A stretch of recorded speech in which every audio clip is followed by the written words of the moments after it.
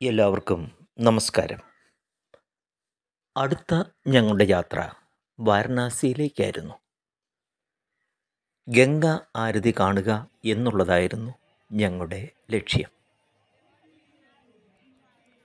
ഇന്ത്യയിലെ 3 നഗരങ്ങളായ ഋഷികേശ്, ഹരിദ്വാർ, വാരണാസി എന്നിവിടങ്ങളിൽ എല്ലാ വൈകുന്നേരവും ഭക്തർ പ്രത്യേകവും ആത്മീയവുമായ ഒരു ചടങ്ങ് നടത്തുന്നു.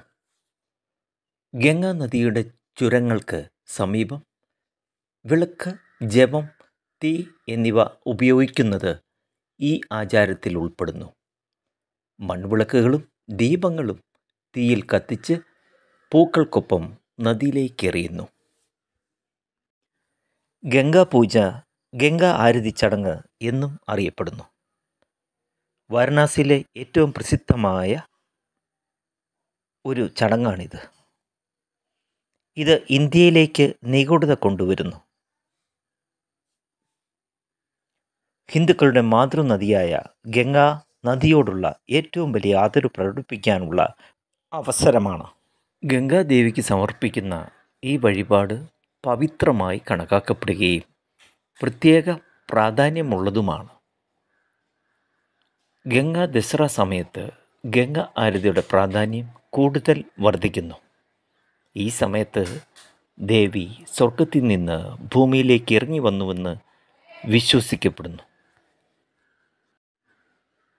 ഗംഗാദേവി ഭൂമിയിലേക്ക് ഇറങ്ങിയപ്പോൾ ഭഗീരഥ രാജാവിൻ്റെ മുൻഗാമികളുടെ പാപങ്ങൾ കഴുകിക്കളയാൻ അവൾ ഒരു നദിയായി മാറിയെന്ന് വിശ്വസിക്കപ്പെടുന്നു.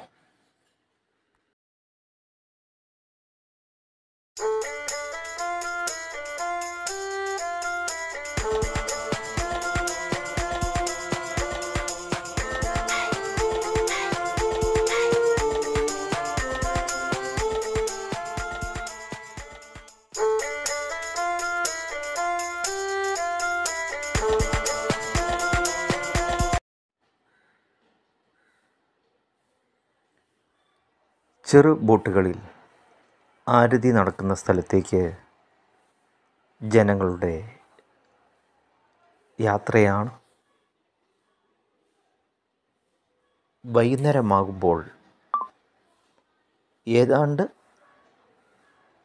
നദി പൂർണ്ണമായിട്ടും ബോട്ടുകളാലും വള്ളങ്ങളാലും നിറഞ്ഞിരിക്കും.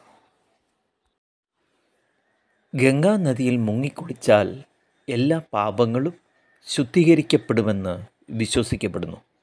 അതുകൊണ്ടാണ് നഗരത്തിലും നദിയിലും സന്ദർശിക്കുമ്പോൾ നിരവധി ഭക്തർ ഗംഗാ നദിയിൽ മുങ്ങിക്കുളിക്കുന്നത്.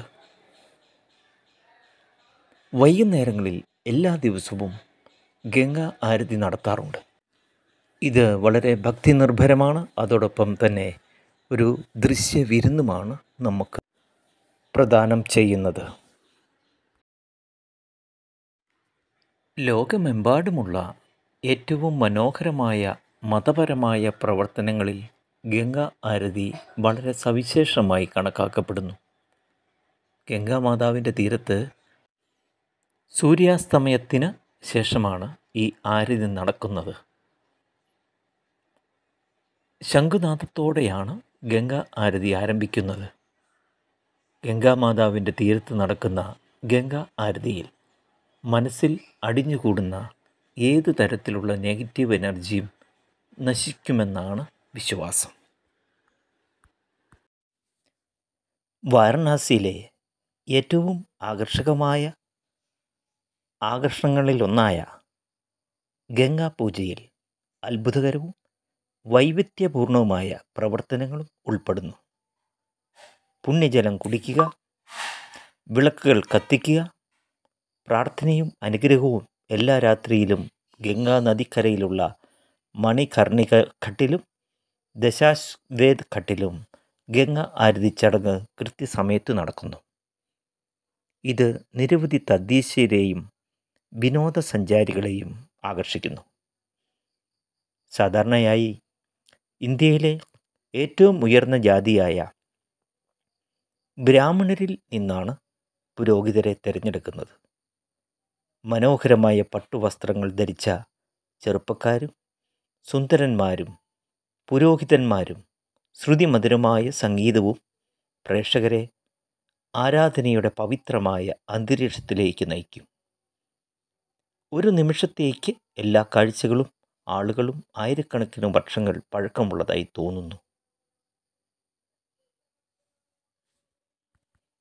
ഗംഗാപൂജ, ഗംഗാ ആരതി ചടങ്ങ് കുംഭമേള എന്നും അറിയപ്പെടുന്നു.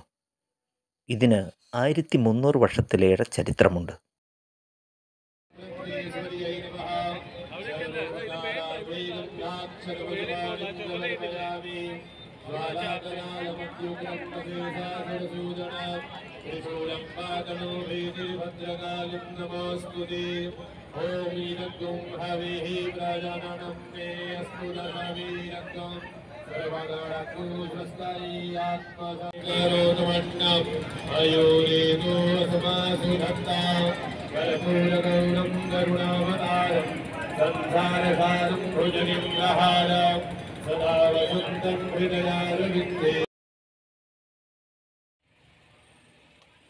അങ്ങനെ ഏതാണ്ട് 2 മണിക്കൂറോളം ഉള്ള പൂജകൾ കഴിഞ്ഞ് ഈ ബോട്ടുകളെല്ലാം തിരിച്ച് എവിടെ നിന്ന് തുടങ്ങിയോ അങ്ങോട്ട് പോകുകയും അവിടെ നിന്നിറങ്ങി അവരവരുടെ ഹോട്ടലുകളിലേക്ക് പോവുകയും ചെയ്യുന്നു. ഈ വീഡിയോ ഇഷ്ടമായെങ്കിൽ ലൈക്ക് ചെയ്യുക, കമൻറ്റ് ചെയ്യുക. Thank you one and all.